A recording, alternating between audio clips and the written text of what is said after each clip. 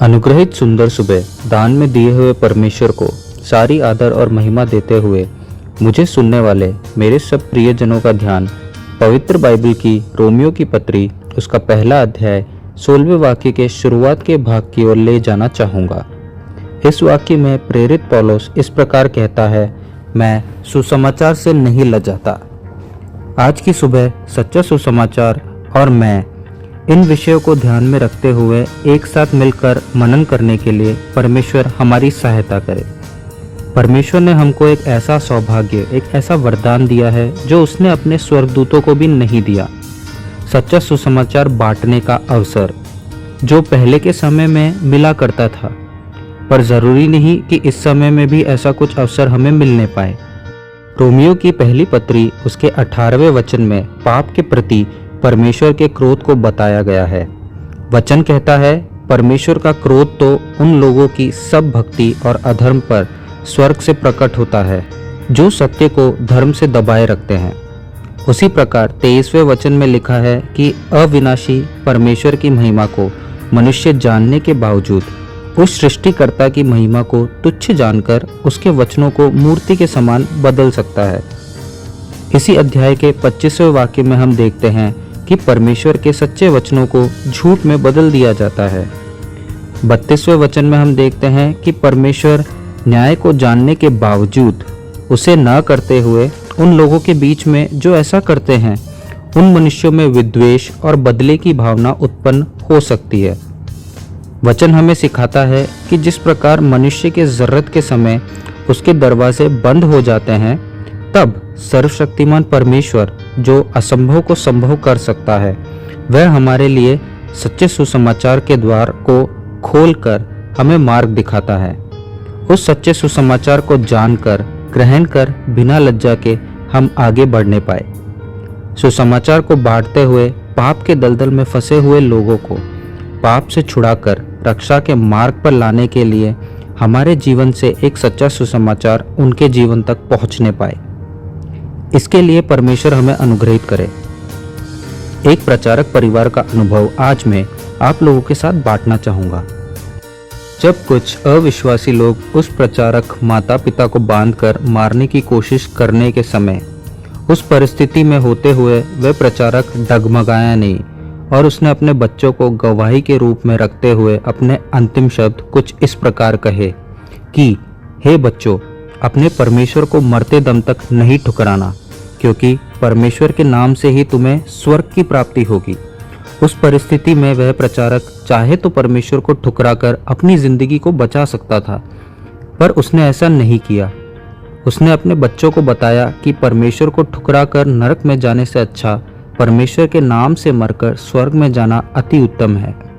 हम जानते हैं कि हमारे जीवन में अभी तक कोई ऐसी परिस्थिति नहीं आई है, लेकिन फिर भी क्या हम ऐसे व्यक्ति हैं जो परिस्थिति आने पर परमेश्वर को नकार कर उसका अनादर कर कर आगे बढ़ जाएंगे, या ऐसे व्यक्ति बनेंगे जिसको परमेश्वर ने सच्चा सुसमाचार बांटने का सौभाग्य दिया है, जो उसने अपने स्वर्गदूतों को भी नहीं दिया।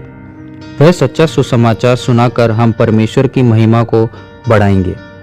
परमेश्वर की आराधना करने वाले मेरे प्रियजन, जब हम कहीं बाजार में होते हैं या कई अन्य जगहों पर होते हैं जहां हम एक दूसरे से मिलते हैं, उस समय हमें परमेश्वर का नाम लेने में बहुत हिचकिचाहट होती है, शर्म आती है, लज्जा महसूस होती है।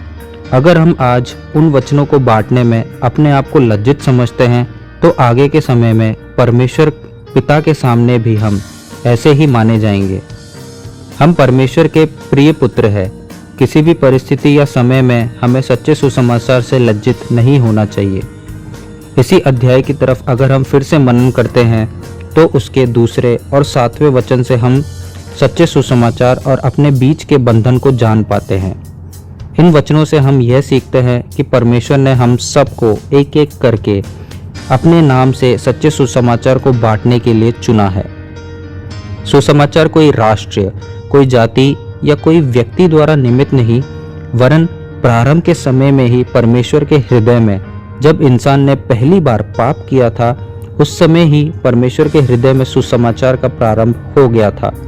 जिस प्रकार उत्पत्ति की 3 आयत के 15 और 16 वाक्य में लिखा है कि स्त्री से संतान उत्पन्न होगी और वो सांप का सर कुचल देगा।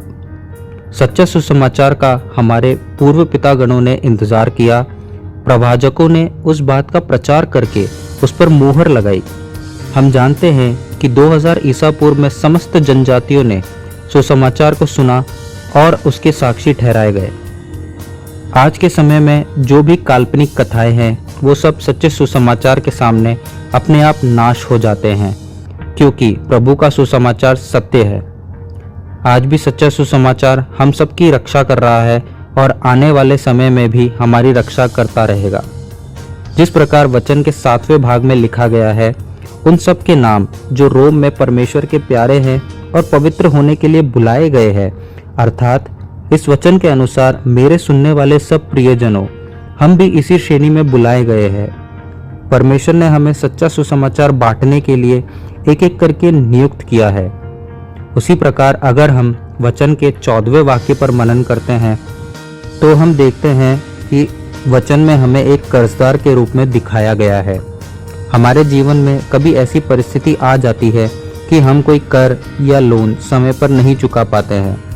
उस परिस्थिति में हम जितने परेशान होते हैं, उसी प्रकार जब हमारे प्रियजन जो परमेश्वर के सच्चे सुसमाचार से दूर हो गए हैं, क्या उनके लिए भी हम उतने ही परेशान होते हैं? उन अवस्थाओं में पड़े हुए मनुष्यों को हम याद करें। वचन हमें सिखाता है कि हमारा जीवन लोगों के लिए एक सच्चा सुसमाचार बने, दूसरे हमारे जीवन को पढ़कर सच्चे सुसमाचार को जानने पाए। इन वचनों के द्वारा परमेश्वर हमें आशीष और अनुग्रह करे, हम हमारे जीवन को सच्चे सुसमाचार के प्रति हमेशा दृढ़ रखने पाए। आमीन।